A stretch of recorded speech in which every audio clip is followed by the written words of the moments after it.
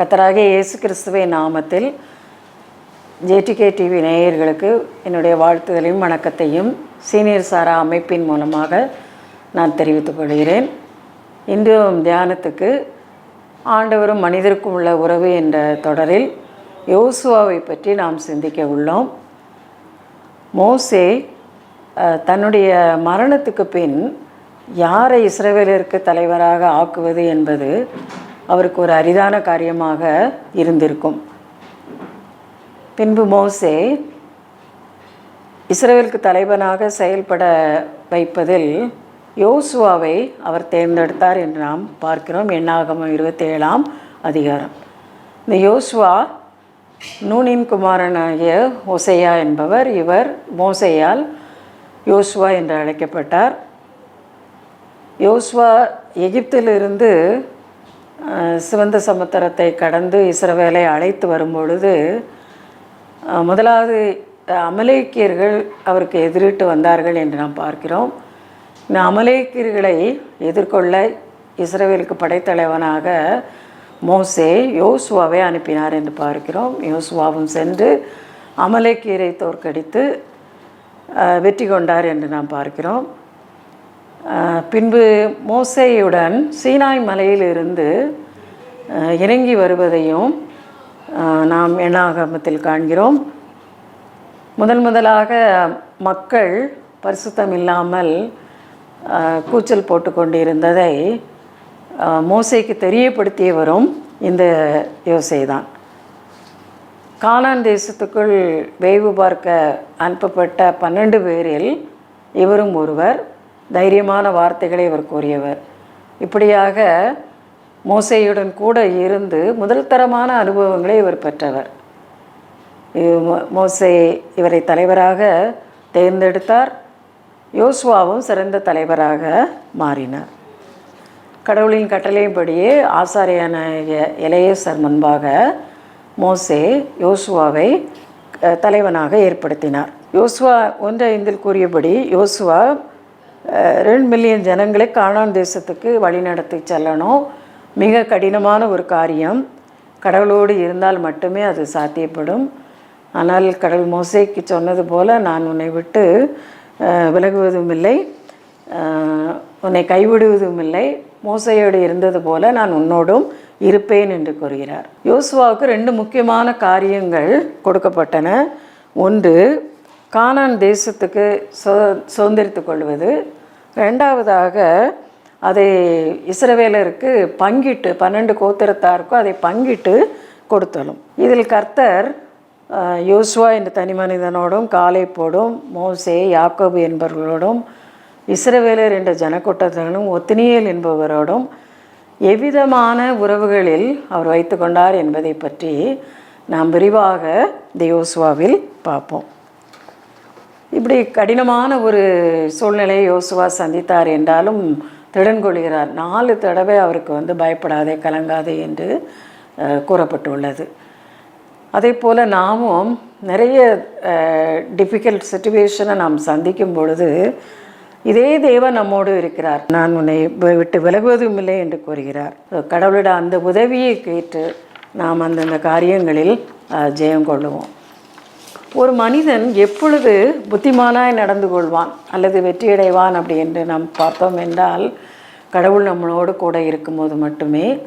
அதுபோக கடவுளுடைய நியாயப்பிரமாணம் நம்முடைய வாயை விட்டு பிரியாதிருக்கும் பொழுதும், அவைகளின்படி செய்ய கவனமாக இருக்கும் பொழுதும், அதை தியானித்து கொண்டு இருக்கும் பொழுது மட்டுமே ஒரு மனிதனால் புத்திமானாய் நடந்து கொள்ள முடியும். அவன் வாழ்க்கையும் வெற்றிகரமாக முடிவடையும். நீ போகும் இடமெல்லாம் உன் தேவனாகிய கர்த்தர் உன்னோடே கூட இருக்கிறார் என்று யோசுவா 1:9 கூறப்பட்டுள்ளது. யோசுவா 1:13 நீங்கள் சுதந்திரிக்க கொள்ளப் போகும் தேசத்தை சுதந்திரித்து கொள்ளுவதற்கு 3 நாட்களில் நீங்கள் யோர்தானை கடந்து போவீர்கள் என்று ஜனங்களின் அதிபதியை கூட்டு யோசுவா இஸ்ரவேல் ஜனங்களுக்கு எல்லாருக்கும் சொன்னார். அதுபோல் மனோசே கோத்திரம், ரூபன் கோத்திரம், காத் கோத்திரம் ஆகிய கோத்திரத்தாரை நோக்கி யோசுவா இந்த நல்ல தேசத்தை உங்களுக்கு சுதந்திரிக்க கொடுத்தாரே, உங்களை இளைப்பாறவும் பண்ணினாரே என்று அவர்களிடம் கூறுகிறார். இது இஸ்ரவேலருக்கு எல்லாருக்கும் ஒரு மகிழ்ச்சியான ஒரு வார்த்தை. இந்த 40 வருடங்கள் கிட்டத்தட்ட அவங்க வனாந்திரத்தில் அலைந்து தெரிந்தனர். அவர்களுக்கென்று ஒரு நாடு கிடையாது, அவர்களுக்கென்று இளைப்பாறுதலும் இல்லை. இப்பொழுது அதை கட்டளையிட கர்த்தர் அதை ஜனங்களுக்கு கட்டளையிடப் போகிறார் என்று அறிந்தவுடனே அதை ஜனங்கள் மிகவும் சந்தோஷமாக எண்ணினார்கள். ரூபன் கோத்திரத்தாரும் காத் கோத்திரத்தாரும் மனசே கோத்திரத்தாரும் யோசுவாவை நோக்கி, நாங்கள் உமக்கு துணை நிற்போம் என்றும் பலங்கொண்டு திடமனதாய் மாத்திரம் இரும் என்று யோசுவா 1:18 கூறுகிறார்கள். அடுத்ததாக வேவு பார்க்க கானான் தேசத்துக்குள் யோசுவா அனுப்புகிறார். அவர்கள் நேராக ராகாப் வீட்டுக்கு சென்றனர். கடவுளுடைய வழிநடத்தலின்படி தான் அவர்கள் அங்கு சென்றனர். அது அரணின் மேலே இருந்தது. அது தப்புவதற்கு அவர்களுக்கு வசதியாக இருந்ததனால் அங்கு சென்றனர். அவளுடைய மனம் கர்த்தருக்கென்று திறந்து இருந்தது. கர்த்தர் அவளுடைய விசுவாசத்தை கண்டார். சிறிய விசுவாசத்தை கண்டு அவளை பெரிய காரியத்துக்கு அவளை பயன்படுத்தினார். அதன் மூலம் ராகாப்பும் அவள் குடும்பத்தாரும் காப்பாற்றப்பட்டனர். கர்த்தருக்காக ராகாப் தன்னுடைய உயிரையே தியாகம் செய்தாள். ராகாப் விசேஷ விதமாக கர்த்தரை கண்டு கொண்டாள். அவர் மேலே வானத்திலும் கீழே பூமியிலும் மேலான தேவனானவர் என்றும், அதாவது சர்வ வல்லமையுள்ளவர் என்பதையும் அவர் கண்டு கொண்டாள். எதிரிகளான சீகோனையும் ஓக்கையும் தோற்கடித்தவர் என்பதையும் அவள் அறிந்தே இருந்தாள்.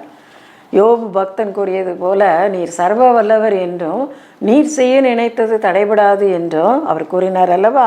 அதை போல ராகாபும் ஆண்டவரை கண்டு கொண்டாள். நாம் எவ்வாறு ஆண்டவரை அறிந்திருக்கிறோம்? சர்வ வல்லமரை நாம் எப்படி அடையாளம் கண்டிருக்கோம்? அவரை அற்புதம் செய்கிறவராக கண்டு கொண்டோமா? அவர் சகல துஷ்டத்தனமுடைய விரோதிகளை அழிக்க வல்லவர் என்பதை கண்டு கொண்டோமா?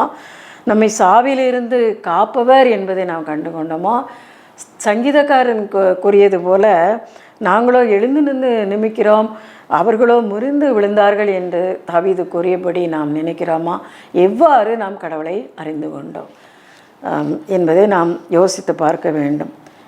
கர்த்தர் தன்னுடைய காரியங்களை சில சிறிய மனிதர்கள் மூலமாக செயல்படுத்துகிறார். அதுவல்ல ராகாபா அவருடைய குடும்பமும் அதன் மூலம் காக்கப்பட்டது என்று. பொதுவாக இந்த மாதிரி சிறிய விசுவாசம் கொண்டவர்களை நாமும் ரிஜெக்ட் பண்ணிவிடும். நம்ம குடும்பத்தில் ஒரு சில காரியங்கள் நம்ம நடக்கும் பொழுது தாய் தகப்பனோ அல்லது பாட்டி தாத்தாவோ சகோதரர்களோ இல்லை மற்ற உறவினர்களோ கடவுள் நமக்கு துணை நிற்பார் என்று கூறும் பொழுது நாம் அதை எந்த அளவுக்கு நாம் விசுவாசிக்கிறோம், அவர்களுடைய விசுவாசத்தை நாம் கனப்படுத்துகிறோமா? அப்படி எதுவில்லாமல் அந்த சிறிய விசுவாசத்தை கொண்டு நாம் பெரிய காரியங்களில் வெற்றியை அடைவோம். நமக்கு தோல்வி நேரிடும் நேரங்களில் ராகாப்பை போல விசுவாசத்தை சார்ந்து வெற்றியை நாம் பெறுவோம். எபிரேயர் 11:31 கூறியபடி விசுவாசத்தால் ராகாப் வேவுகாரரை ஏற்றுக்கொண்டாள் என்று பார்க்கிறோம்.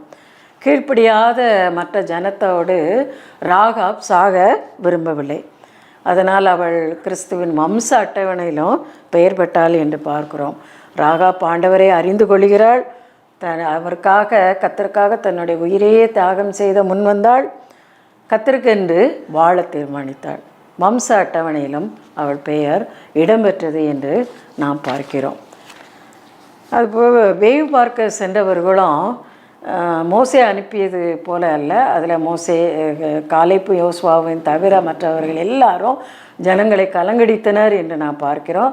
ஆனால் இவர்களோ நாம் அந்த கானான் தேசத்தை மேற்கொள்வோம் என்றும் கர்த்தர் நமக்கு முன்பாக சென்றார் என்றும் அந்த ஜனத்து குடிகள் எல்லாம் சோர்ந்து போனார்கள் என்றும் யோசுவா 2:24 அவர்கள் கூறியதை நாம் பார்க்கிறோம். அதன் பிறகு யோசுவா ஜனங்களை, நாளை நீங்கள் பரிசுத்த பண்ணுங்கள், கர்த்தர் உங்கள் நடுவிலே அற்புதம் செய்வார் என்று கூறுகிறார். ஜனங்கள் பரிசுத்தம் பண்ண பிறகு ஆசாரியர்கள் உடன்படிக்கை பெட்டியை சுமந்து யோர்தான் நதிக்கரையில் வந்து நிற்கும் பொழுது யோர்தான் நதி 2ஆக பிரிந்தது என்று நாம் பார்க்கிறோம். இது எதனால் உண்டானது அப்படின்னு சொன்னால், இது இஸ்ரவேலரால் உண்டானது இல்லை, கர்த்தரால் இது உண்டானது. அவர்கள் யோர்தானை கடந்தார்கள். 12 கற்களை எடுத்து அதை நினைப்பூட்டும் அடையாளமாக அதை வைத்தனர் என்று நாம் பார்க்கிறோம். யோர்தானை வெட்டாந்தரையாய் கடந்து கில்காலிலே பாளையம் இறங்கினார்கள் என்று நாம் பார்க்கிறோம். இதுபோல் யோசுவா 4:23 நாம் பார்க்கிறோம், பூமியில் உள்ள சகல ஜனங்களும் கர்த்தருடைய கரம் பலத்தது என்று அறியும்படிக்கும் நீங்கள் சகல நாளும் உங்கள் தேவனாகிய கர்த்தருக்கு பயப்படும்படிக்கும் ஜனங்கள் யோர்தானை கடந்தனர் என்று நாம் பார்க்கிறோம். யோசுவா 4:14 கர்த்தர் யோசுவாவை சகல இஸ்ரவேலின் கண்களுக்கு முன்பாக மேன்மைப்படுத்தினார் என்று நாம் பார்க்கிறோம். இவ்வாறாக இவர்கள் ஜனங்கள் அவர்களுக்கு எதிரிட்டு வந்தவர்கள் ஏத்தியர், ஏவியர், பெருசியர், எமோரியர், கிர்காசியர், இவர்கள் யாவரும் இவர்களை பற்றி கேள்விப்பட்ட போது மிகவும் பயந்தனர். இஸ்ரவேலர் மிகவும் கானானியருக்கு பயந்தனர் என்று நாம் முன்பே பார்த்தோம். கானானியரை மேற்கொள்வோம் என்ற நம்பிக்கை அவர்களால் திடமாக இல்லாமல் இருந்தனர். யோர்தானை எப்படி கடப்போம் என்று அவர்களிடத்தில் அச்சம் இருந்தது.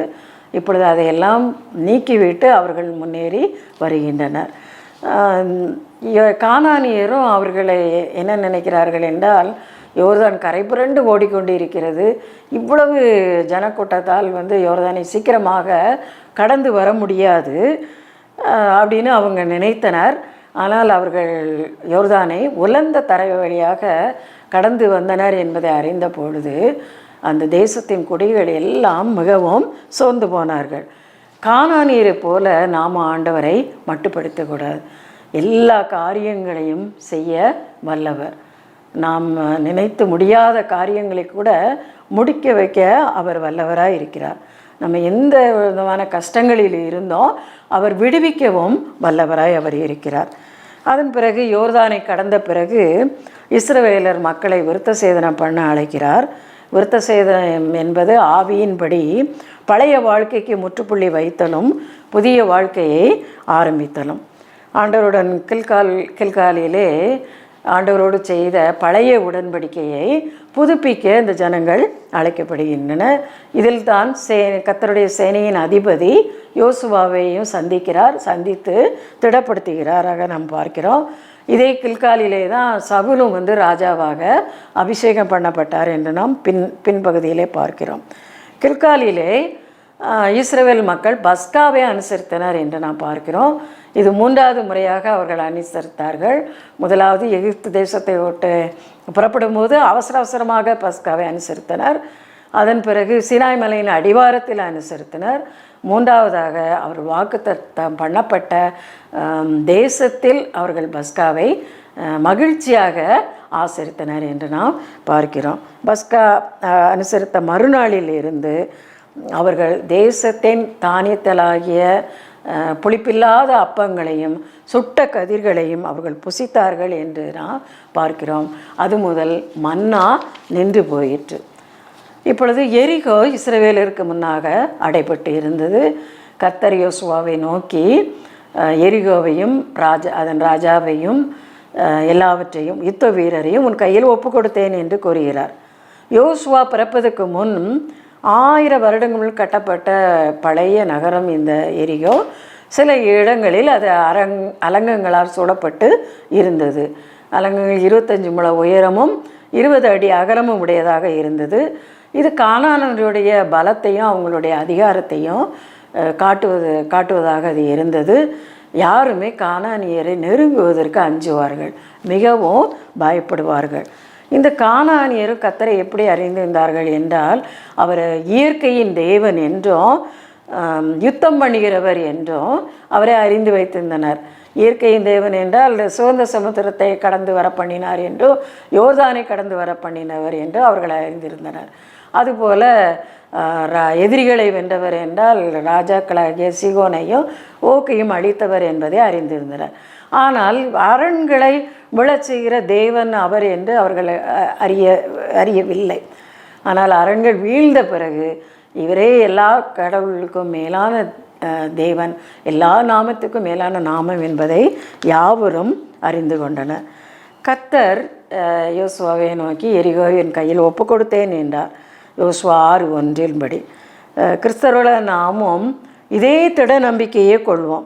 எப்பொழுதெல்லாம் கஷ்டமான சூழ்நிலையை அனுபவிக்கிறோமோ நாம் மனதில் கொள்ள வேண்டியது என்னவென்றால், எதிரியானவன் முற்றிலும் தோற்கடிக்கப்பட்டவன் என்றும் அவனுடைய தந்திரங்களால் நாம் முடங்கி போக வேண்டிய அவசியம் எதுவும் இல்லை என்றும், அவனை கிறிஸ்துவின் வல்லமையால் நாம் எளிதாக முறியடிக்கலாம், கஷ்டமான சூழ்நிலையிலிருந்து கண்டிப்பாக நாம் காப்பாற்றப்படுவோம் என்ற உறுதியோடு நாம் இருக்கலாம்.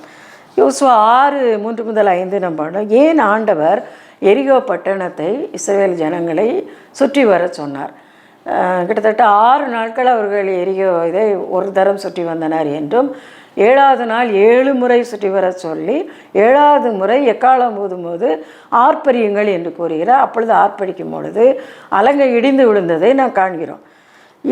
இது ஏன் என்றால், இது யுத்தம் முற்றிலும் கர்த்தருடையது. இது இஸ்ரவேலருடைய ஸ்ட்ராட்டஜி. அது அவங்களுடைய ஏதோ இராணுவ தந்திரங்கள் இல்லை, அவங்களுடைய ஆயுதங்களோ இல்லை, எதுனாலும் அவங்க வெற்றி பெறவில்லை. முழுவதுமாக கர்த்தரே இந்த யுத்தத்தை அவர்களுக்காக செய்தார் என்று நாம் பார்த்தோம். அதனால்தான் ஆசாரியர்கள் உடன்படிக்கை பெட்டியை சுமந்து சென்றனர் என்று பார்க்கிறோம். இந்த அலங்கை இடிந்து விழுந்தவுடன் இஸ்ரவேலின் இத்தர வீரர்கள் அதன் வழியாக முன்னேறி சென்று எரிகோவை முற்றிலுமாக சங்கரித்தனர். அதில் இருந்த ஜனங்கள், யுத்த வீரர்கள், ராஜாக்கள், ஆடு மாடுகள் எல்லாவற்றையும் அவர்கள் சங்கரித்தனர் என்று பார்க்கிறோம். ஏன் சுற்றி வர சொன்னார் என்றால், இந்த இஸ்ரவேல் ஜனங்களுடைய விசுவாசத்தை பரீட்சை பார்ப்பதற்கும் உண்மையான மனதோடு தன்னை பின்பற்றுகிறார்களா என்பதை பார்ப்பதுதான். எக்காலம் ஊதுவது என்பது ஒரு சிறப்பு அம்சம். இது எப்பொழுதும் வெற்றியை குறிப்பது. வெற்றி என்பது இது அவர்களால் உண்டானது அல்ல, தேவனால் உண்டானது என்பதை ஜனங்கள் உணரும்படி இந்த எக்காலம் ஊதப்பட்டது என்று நாம் அறிகிறோம். எரிகோ முற்றிலும் ஏன் அழிக்கப்பட்டது என்றால், அது பாகால் தெய்வத்தை வணங்குபவர்களாக அந்த ஜனங்கள் இருந்தார்கள், கானானியர்கள். அந்த ஒரு ட்ரேஸ் இது கூட இங்கே வந்துவிடக்கூடாது என்பதில் கர்த்தர் மிகவும் கவனமாக இருந்ததினால் அதை முழுவதுமாக சங்கரிக்கும்படி அவர் கட்டளையிட்டார் என்று நாம் பார்க்கிறோம். இப்பொழுது எரிகோவை பிடித்தாயிட்டு பின்பு யோசுவா ஆயை பிடிக்க திட்டமிடுதல். ஆயை பிடிப்பதற்கு முன் வேவுகாரரை அனுப்பினார். வேவுகாரர்களும் அங்கு சென்று ஒரு சிறிய பட்டணம் தான், 3000 பேரை நம்ம அனுப்பினால் போதுமானது என்று கூறுகின்றனர். யோசுவாவும் மற்ற ஜனங்களும் அதை யோசித்து 3000 பேரை ஆயி பட்டணத்துக்கு முதலாவதாக அனுப்பினர்.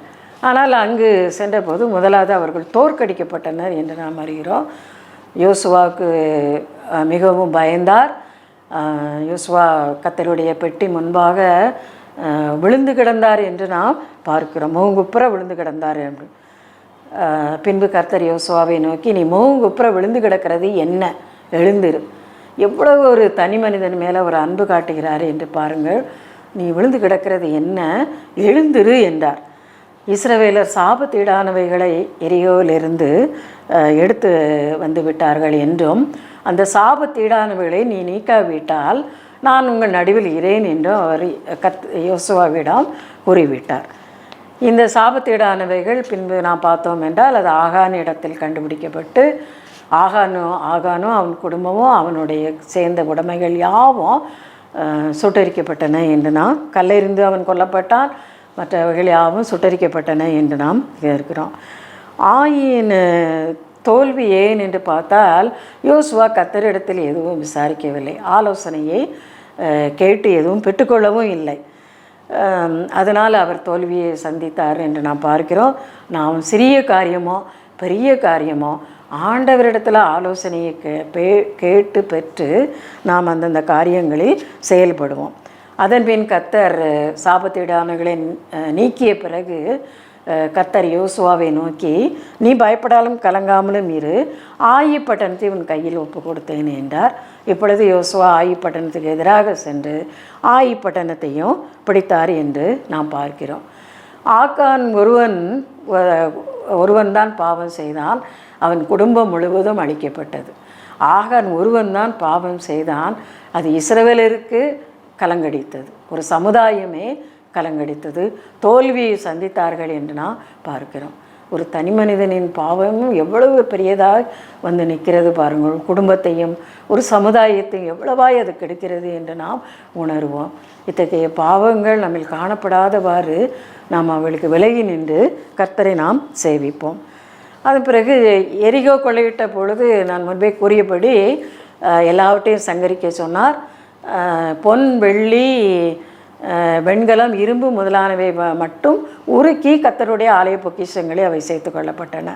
இப்பொழுது ஆயி பட்டணத்தை முறியடித்த பின்பு அந்த கொள்ளையுடைமைகளை இஸ்ரவேலரை எடுத்துக்கொள்ள சொல்லுகிறார். அது வந்து இஸ்ரவேலர்களின் யுத்த வீரர்களுக்கு அது ஊக்குவிப்பதற்காகவும் அவர்களுக்கு சிறிதள அந்த ஆயுதங்களை இருப்பதற்காக அவைகளை எடுத்துக்கொள்ள சொன்னார் என்று நாம் பார்க்கிறோம். இவ்வாறு ஆயி பட்டணத்தை பிடித்து விட்டனர். ஆயி பட்டணத்தை பிடித்து முடித்த பிறகு யோசுவா ஒரு பலிபீடம் கட்டினார் என்று நாம் பார்க்கிறோம். பலிபீடத்தில் சமாதான பலியும் சர்வாங்க தகன பலியும் அதில் இட்டார். கர்த்தருடைய நியாயப்பிரமாணத்தை கல்லில் செதுக்கினார் என்று நாம் பார்க்கிறோம். ஜனங்கள் கர்த்தரை விட்டு பின்வாங்காமல் இருக்க நியாயப்பிரமாணம் ஒரு வார்த்தையும் விடாமல் அவர் வாசித்தார் என்று நாம் பார்க்கிறோம். ரொம்ப கவனமாக ஜனங்கள் கர்த்தரை விட்டு பின்வாங்கிடக்கூடாது என்பதில் ரொம்ப கவனமாக அவர் இருந்தார் என்று நாம் பார்க்கிறோம்.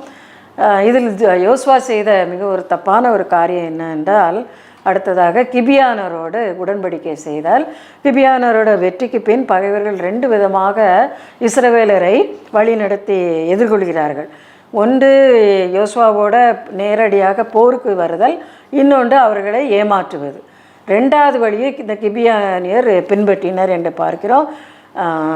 இவர்களும் கர்த்தரிடம், இஸ்ரவேலரும் கர்த்தரிடம் ஆலோசனை எதுவும் பெறவில்லை. பின்பு கிபியானியர் அவர்கள் ஏமாற்றியதை அவர்கள் அறிந்த பொழுது கிபியானியரை அவர்கள் பணிவிடைக்காரர்களாக அவர்கள் வைத்தனர் என்று நாம் பார்க்கிறோம்.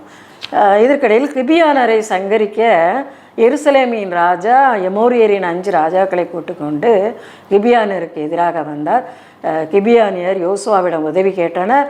யோசுவாவையும் கர்த்தர் 5 ராஜாக்களையும் முன் கையில் ஒப்பு கொடுத்தேன், ஒருவனும் உனக்கு முன்பாக நிற்பதில்லை என்று கூறுகிறார்.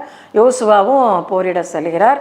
அப்பொழுதுதான் யோசுவா கர்த்தருடன் பேசி இஸ்ரவேல் ஜனங்களுக்கு எல்லாருக்கும் முன்பாக சூரியனும் கிபியோன் மேலேயும் சந்திரனை ஆயுளன் மேலும் தரித்து நெல்லுங்கள் என்று கட்டளையிடுவதை நாம் பார்க்கிறோம். ஜனங்கள் சத்ருவை சரிக்கட்டும் மட்டும் சூரியனும் சந்திரனும் நின்றது என்று நாம் பார்க்கிறோம். ஆனால் அறிவியல் பூர்வமாக நம்ம அதை பார்க்கும் பொழுது பூமி தான் சுற்றி வரும், சூரியன் ஒரே இடத்தில் தான் நிற்கும். அப்போ யோசுவாவின் வார்த்தை வந்து மெய்யானது தானா? மெய்யானது தான், அதில் எந்தவித மாற்றமும் இல்லை. பூமி அவ்வாறு நிற்கும் பொழுது அதனுடைய கிராவிடேஷனல் வேல்யூ வந்து மிகவும் அதிகரித்திருக்கக்கூடும். இந்த அதிகரித்த கிராவிடேஷனல் வேல்யூவை சரி பண்ண தான் சந்திரன் வந்து நின்றது என்று நான் பார்க்கிறோம். கடவுளுக்கு எதுவுமே இம்பாசிபிள் கிடையாது. எதையும் அவர் வந்து செய்ய வல்லவர் என்று பார்க்கிறோம். பின்பு நாசா விஞ்ஞானிகளும் இந்த அரை நாள் குறைத்தலை பற்றி அவர்களும் அதை அவர்களுடைய அறிக்கையில் உறுதி செய்து இருக்கின்றனர். இவ்வாறு கடவுளின் உதவியோடு அவர்கள் வெற்றி பெற்றனர் என்று நாம் பார்க்கிறோம். யோசுவா இந்த மாதிரி வெற்றியை மற்ற எல்லா பகைவர் மேலும் ராஜாக்கள் மேலும் நமக்கு தருவார் என்று கூறி இஸ்ரவேல் ஜனங்களை தைரியப்படுத்தினார் என்று படுத்தினோம். எரிகோவை பிடித்த பின் மலை தேசங்களையும் பிடித்தார், சமதேசங்களில் உள்ள எல்லாத்தையும் பிடித்தார்கள். இப்படியாக 31 ராஜாக்களையும் அவர்கள் பிடித்தனர் என்று நாம் பார்க்கிறோம். 2வதாக யோசுவா செய்த அடுத்த காரியம், கானான் தேசத்தை அவர் பிரித்து கொடுத்தார். இதில் தனி மனிதனாகிய மோசேக்கு என்ன கட்டளையிட்டாரோ அதை மோசே யோசுவா கட்டளையிட்டார். யோசுவாவுக்கு என்ன கட்டளையிட்டாரோ அதை யோசுவா செய்து முடித்தார் என்று நாம் பார்க்கிறோம். ஒன்றையும் மோசேக்கு என்ன கூறினாரோ அதேபடி கர்த்தர் யோசுவாவுக்கும் அறிவுரைகள் கூறி அதை செய்து முடித்தார்கள் என்று நாம் பார்க்கிறோம். 12 கோத்திரத்துக்கும் அவைகள் பங்களித்து கொடுக்கப்பட்டன என்று நாம் பார்க்கிறோம். போர் முடிந்த பின் அவர்கள் அந்த நிலத்தை சீட்டு போட்டு பங்கு விட்டதை நாம் பார்க்கிறோம். கானான் தேசத்திலே இஸ்ரவேலர், இப்பொழுது கொஞ்சம் மேப்பை காமிக்கிறேன். இஸ்ரவேல் புத்திரர் சுதந்திரித்து கொண்ட தேசங்கள் கர்த்தர் மோசேக்கு கட்டளையிட்டபடியே ஒரு 2.5 கோத்திரங்களுக்கு அவர் வந்து யோர்தானுக்கு கிழக்கே நாம் கொடுப்பதை நாம் பார்க்கிறோம். ரூபன் கோத்திரம், காத் கோத்திரம், மனாசேயின் ஒரு பாதி கோத்திரத்துக்கு யோர்தானுக்கு கிழக்கே. இதுதான் மத்திய தரைக்கடல். அது ஒரு எல்கையாக அவர்களுக்கு இருக்கிறது. இப்போ மீதி 9.5 கோத்திரங்களுக்கும் இந்த பகுதி. இதில் யூதா கோத்திரமும் எப்ராயிம் கோத்திரம், பெஞ்சமின் கோத்திரம், மனசேயின் பாதி கோத்திரமும் முதலில் வந்து தீவிரமாக அதை பெற்றுக்கொள்வதை நாம் வந்து பார்க்கிறோம். இவங்க பொதுவாக என்ன சொல்கிறாங்கன்னா, அவங்களுடைய குணநலங்களின்படியே அவர்கள் அந்த கோத்திரத்தை, இந்த நிலங்களை பெற்றுக்கொண்டார்கள் என்று நாம் பார்க்கிறோம். அதாவது இப்போ யோசேப்பு நாம் எடுத்துக்கொண்டோம் என்றால், யோசேப்புக்கு 2 பங்கு கிடைத்தன. அதனால்தான் அவருடைய கோத்திரம் வந்து யோசேப்பின் கோத்திரம் என்று விளங்காமல் மனாசே கோத்திரம் என்றும் எப்ராயிம் கோத்திரம் என்றும் அது வழங்கப்படலாயிற்று. மனாசேக்கும் எப்ராயிம் அவர்களுக்கும் நிறைய நிலப்பங்குகள் அவர்களுக்கு கிடைத்தன என்று நாம் பார்க்கிறோம். அதன்படியாக காலேபை நம்ம முதல்ல பார்க்கும் பொழுது, காலேபு முதலில் இருந்தே அவர் தேவனுக்கு வந்து விசுவாசமாக இருந்தார் என்று பார்க்கிறோம். கானானுக்குள் அவர் பிரவேசிக்கும் பொழுதும், வேவு பார்க்க சென்ற பொழுதும், ராட்சதர்களை கண்ட பொழுதும் கூட அவர்களை மேற்கொள்ளலாம் அப்படின்று கூறியவர். அதுவும் கர்த்தரும் அதை அங்கீகரித்து மோசேயின் மூலம், மோசே வந்து அவருக்கு என்னாகமம் 14:24 நான் அவன் மீது வந்த தேசத்தை அவனுக்கு அவன் பிள்ளைகளுக்கு என்றைக்கும் சுதந்திரமாக கொடுப்பேன் என்று கட்டளையிட்டார் என்று நாம் பார்க்கிறோம். இதை காலேப் வந்து 85 வயதில் அங்கே இருந்த ஏனாக்கியின் குமாரராகிய ராட்சதர்களை விரட்டிவிட்டு எப்ரோனை தனக்கு சொந்தமாக கொண்டான். யோசுவாவும் அதற்கு சம்மதித்தார் என்று நாம் பார்க்கிறோம். அவருடைய குடும்பத்தில் தான் ஒத்தினியேல் என்னும் ஒரு ஜட்ஜி முதலாவதாக ஒரு நியாயாதிபதி எழும்புவதை பார்க்கிறோம். காலேபுடைய சகோதரியின் மகன், அவருடைய மகளை விவாகம் பண்ணினவன். இவர் சத்துருக்களை முறியடித்து அந்த தேசத்துக்கு அமைதலை கொண்டு வந்தவராகவும் இருந்தார். ஆகையால் காலேபுடைய விசுவாசம் அவருடைய சந்ததிக்கு பின் சென்றது என்று நாம் பார்க்கிறோம். அதுபோல் மனேசே கோத்திரத்தில் மனேசையோட மகன் மாகி, எப்பேரின் மகன் செலாபேத்துக்கு குமாரத்திகள் தான் உண்டு, குமாரர்கள் இல்லை. அவர்கள் கேட்டபொழுது அவர்களுக்கும் சுதந்திர விதத்தில் பங்கு கொடுக்க சொல்லி மோசே கட்டளையிட்டார். அதையே யோசுவாவும் பின்பற்றினார் என்று பெண்களுக்கும் அந்த இடத்துல சுதந்திரம் கிடைத்தது என்று நாம் பார்க்கிறோம். அதுக்கப்புறம் மற்ற 7 ஜாதியாரும் 18ஆம் அதிகாரத்தில் நம்ம பார்த்தோன்னு சொன்னோன்னா, 7 ஜாதியாரும் நிலத்தை பங்கிடுவதில் கொஞ்சம் தாமதமாக இருந்தனர் என்று பார்க்கிறோம். யோசுவா அவர்களையும் அழைப்பித்து, நீங்கள் துரிதமாக போய் நிலத்தை சுற்றி பார்த்து வாருங்கள், சீட்டு போட்டு நாம் அதை எடுத்துக்கொள்வோம் என்று கூறினார். இதற்கிடையில் இஸ்ரவேலர் தங்கள் தொழுகையின் இடத்தை கில்காலில் இருந்து சீலோவாம் இதுக்கு மாற்றினர். சீலோவாமில் கர்த்தர் உடன்படிக்கை பற்றி 300 வருடங்கள் இருந்தது என்று பார்ப்போம். அதன் பிறகு இஸ்ரவேலர் பாவம் செய்த பொழுது அந்த உடன்படிக்கை பற்றி பலிஸ்தர்களால் பிடிபட்டது என்று நாம் பார்க்கிறோம். கர்த்தர் அவர்களுக்கு இஸ்ரவேல் தேசத்துக்கு ஆணையிட்டபடி அவர்களை முற்றிலும் அவர்களை இளைப்பார பண்ணினார். பிதாக்களுக்கு கொடுப்பேன் என்று ஆணையிட்ட தேசத்தை எல்லாம் கொடுத்தார். சத்துருக்களை எல்லாம் அவர்கள் கையில் ஒப்பு கொடுத்தார். கர்த்தர் சொல்லியிருந்த நல்வார்த்தைகளில் ஒன்று கூட தவறவில்லை, எல்லாம் நிறைவேறிட்டு. அதே போல் கர்த்தர் நமக்கு ஏதாவது ஒரு வாக்குத்தத்தம் பண்ணும் பொழுது அவருடைய டைமுக்காக நம்ம காத்திருப்போம், அவசரப்படக்கூடாது. கண்டிப்பாக அதினதின் காலத்திலே நமக்கு அதை நிறைவேற்றுவார் என்றும் பார்க்கிறோம். யோசுவா கடைசியாக அதே போல் இஸ்ரவேல் தேசம் இப்பொழுது இருந்ததையும் நான் பார்க்க, கிட்டத்தட்ட 3500 வருடங்களுக்கு பிறகு இஸ்ரவேல் இவ்வளோதான் நமக்கு குறிக்கப்பட்டிருக்கிறது. இது மத்திய தரைக்கடல், இது ஜெருசலேம், வெஸ்ட் பேங்க் பாலஸ்தீனா, இதில் தான் ஜெருசலேம் வந்து இருக்குதுன்னு பார்க்குறோம். இதுதான் காசாவில் தான் இப்பொழுது வந்து சண்டை நடந்து கொண்டு இருக்கிறது. இது வந்து இஸ்ரவேல் தேசம். எவ்வளவாக அது குறுகி போய்விட்டது என்று நாம் பார்க்கிறோம். அடுத்ததாக யோசுவா கடைசியாக மோசேயை போல அவர் இஸ்ரவேல் ஜனங்களுக்கு அறிவுரை சொன்னார். தேவனாய கர்த்தரை பற்றி கொண்டவர்களிருந்தும் கர்த்தரிடத்தில் அன்பு கூறும்படி உங்கள் ஆத்துமாக்களை குறித்து எச்சரிக்கையாக இருங்கள் என்றும், நீங்கள் அந்நிய தேவர்களை பின்பற்றுவீர்கள் என்றால் இந்த நல்ல தேசத்தை விட்டு உங்களை விரட்டி விடுவார் என்றும் சகல தீமைகளை உங்கள் மேல் வரப்பண்ணுவார் என்று கூறியும் ஜனங்களை அவர் எச்சரிக்கிறார். ஜனங்கள் அப்பொழுது யோசுவாவை நோக்கி நாங்கள் கர்த்தரையே சேவிப்போம், அவருடைய சத்தத்துக்கே செவி கொடுப்போம் என்றனர். யோசுவா உயிரோடு இருந்த நாட்கள் யாவும் ஜனங்கள் கர்த்தரையே சேவித்தார்கள் என்று நாம் பார்க்கிறோம். ஜெபம். யோசுவாவை பற்றி தியானம் பண்ண கொடுத்த கிருபைக்காக நாங்கள் நன்றி செலுத்துகிறோம் அப்பா. அவர் போல தைரியத்துடனும் திடமனதுடன் எல்லா காரியங்களையும் எங்கள் வாழ்க்கையில் மேற்கொள்ள நீங்கள் கிருபை தாருங்கப்பா. நாங்கள் ஜெயம் உம்முடைய நீர் கூட இருப்பதனால் காரியங்களில் ஜெயம் எடுக்க எங்களுக்கு நீங்கள் கிருபை தாருங்க. ராகாப்பை போல உம்மை சர்வ வல்லவர் என்பதை நாங்கள் அறிந்து கொள்ள எங்களுக்கு கிருபை தாரும். காலைப்பை போல தைரியம் கொண்டு விசுவாசத்தோடு எங்கள் வாழ்க்கையை முன்னேறி செல்ல உதவி செய்யும். நீர் சொன்ன வாக்குத்தத்தம் மாறாது என்பதையும் ஒரு சொல் கூட தவறாது என்பதை நாங்கள் உணர்ந்து கொண்டோம் தகப்பனே. எங்களுடைய வாழ்க்கையிலையும் அவ்வாறே நடக்கும் என்பதை நாங்களும் உணர்ந்து கொண்டோம் தகப்பனே. பாவங்களில் வீழ்ந்து விடாது உமக்கென்று வாழ எங்களுக்கு கிருபை தாரும். நீரே தெய்வம் என்று மரண பரியந்தம் உமக்கு உண்மையாக வாழ எங்களுக்கு கிருபை தாரும். ஆமென்.